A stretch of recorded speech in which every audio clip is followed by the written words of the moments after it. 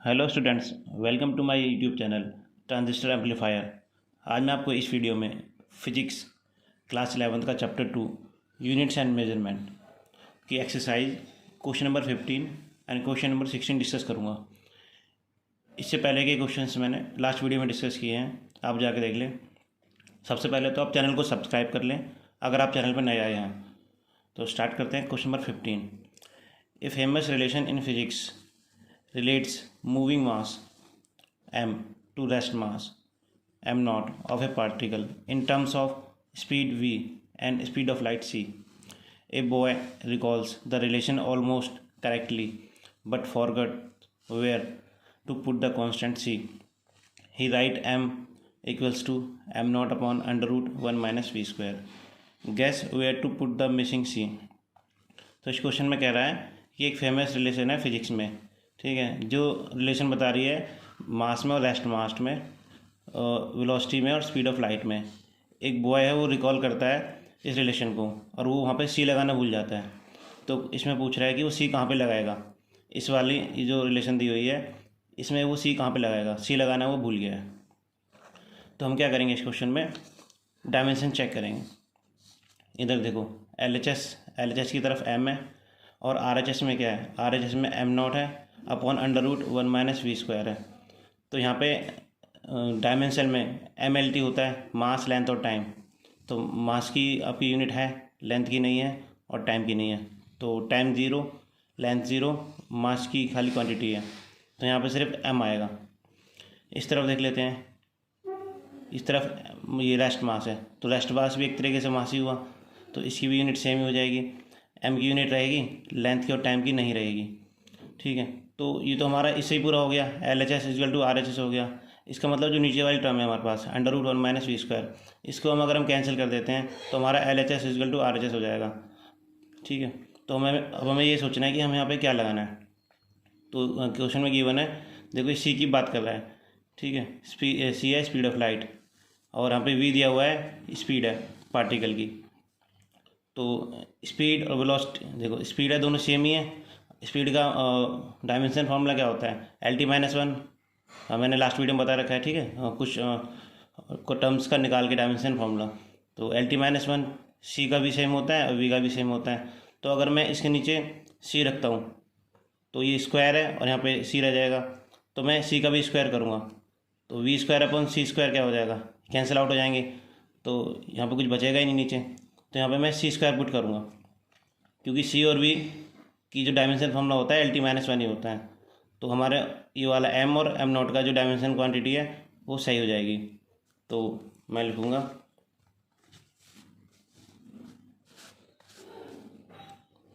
L H S, L H में आपके पास है एम, इसका मतलब है एम है, एल ज़ीरो है और टी ज़ीरो है, ये हमारे पास dimension quantity. R H S में क्या है, एम नॉट, एम नॉट को हमारे पास सेम हो गया, M L zero T zero, ये भी डिस्कस किया है मैंने। खाली एम की क्वांटिटी है, एल और टी की नहीं है, तो सिर्फ एम रिप्रेजेंट कर रहा है। और नीचे की बात कर लेते हैं, नीचे में 1 minus we square upon c square under root.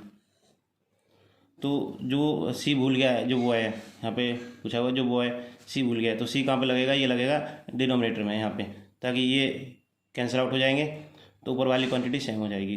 तो ये हो गया क्वेश्चन 15 का answer. Next question number 16। Question 16 क्या कह रहा है, the unit of length convenient on the atomic scale is known as angstrom and is donated by a ring. 1 angstrom की वैल्यू गिवन है 10⁻⁻10 metre. The size of hydrogen atom is about 0.5 angstrom. What is the total atomic volume in metre cube of a mole of hydrogen atom.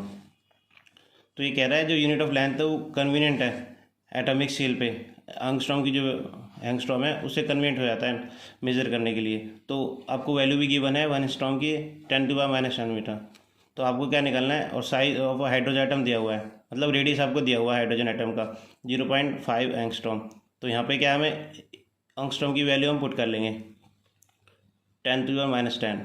अब कह रहा है इसका volume निकालो, what is the total atomic volume of hydrogen atom. तो पहले क्या करेंगे, वॉल्यूम निकालेंगे, volume of hydrogen atom.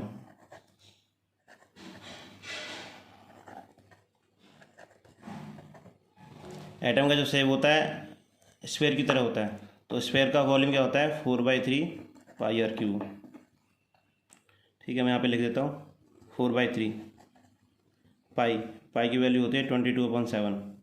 Are radius ये बना आपका ये रहा 0.5, और एंगस्ट्रॉम की वैल्यू है गिवन आपको क्वेश्चन में 10⁻⁻10 इंटू 10⁻⁻10। इसका क्यूब करना है, आर का क्यूब है इसलिए क्यूब कर दिया। तो ये हो गया 4/3 इंटू 22/7 इंटू 0.5 का करेंगे 3 बार, 0.5 0.5 इंटू 0.5, इसको मल्टीप्लाई करेंगे 3 टाइम्स। उसके बाद इसको अलग से कर लेंगे, 10⁻⁻10 को करेंगे, ये हो जाएगा 10⁻30। ठीक है, अब इनको मल्टीप्लाई कर लेते हैं और इनको कर लेते हैं, थोड़ा लेंथी हो जाएगा। यहाँ को सॉल्व करके मैं लिख दे रहा हूँ 4/3 इंटू 22/7 इंटू 0.5 0.5 0.5, इनको मल्टीप्लाई करके आएगा, इन दोनों को कर पहले 0.5 इंटू 0.5 भी आ जाएगा 0.25, और इन दोनों को मल्टीप्लाई करके 0.25 को इससे कर देंगे 0.5 से, आ जाएगा 0.125। यहाँ बचेगा 10⁻⁻30। अगेन क्या करेंगे, सो 4/3 इसको मल्टीप्लाई कर लेते हैं 22 इंटू 4, ये हो जाएगा 88, ये 3 इंटू 7 21। ठीक है, 0.125 इंटू 10⁻⁻30, इन दोनों को मल्टीप्लाई करेंगे, डिवाइड कर देंगे, और फिर इसके बाद आ जाएगा। इसको सॉल्व करके फाइनली लिख रहा हूँ मैं 0.524 इंटू 10⁻⁻30 मीटर क्यूब। अब ये लास्ट में क्वेश्चन में पूछ रहा है what is the total atomic volume of a mole of A hydrogen atom. अब आपको मोल में निकालना है, तो हमें पता है 1 मोल में कितने होते हैं, 1 mole equal to 6.023 into 10⁻23 hydrogen atom. एक मोल के अंदर इतने हाइड्रोजन एटम रहते हैं, तो हमारे पास जो वॉल्यूम आया है 0.524 इंटू 10⁻30, इसको इससे मल्टीप्लाई करा देंगे, तो ये आ जाएगा 0.524 इंटू 10⁻30 इंटू 6.023 इंटू 10⁻23। तो ये 23 और ये दोनों सॉल्व हो जाएंगे, 10⁻30 और 10⁻23, तो बेस से में पावर को कर लेंगे सॉल्व, -30 और 23 -7 बचेगा, तो पीछे आ जाएगा 10⁻⁻7। इन दोनों को सॉल्व करेंगे 0.524 और इंटू 6.023, इनको मल्टीप्लाई करेंगे तो ये आ जाएगा 3.16। इसको साइंटिफिक नोटेशन में लिख लेंगे इंटू 10⁻⁻7 मीटर क्यूब। तो ये हो गया क्वेश्चन नंबर 16। ये हमें याद रख लेना है, पता होना चाहिए कि एक मोल के अंदर 6.023 एटम्स होते हैं, 23।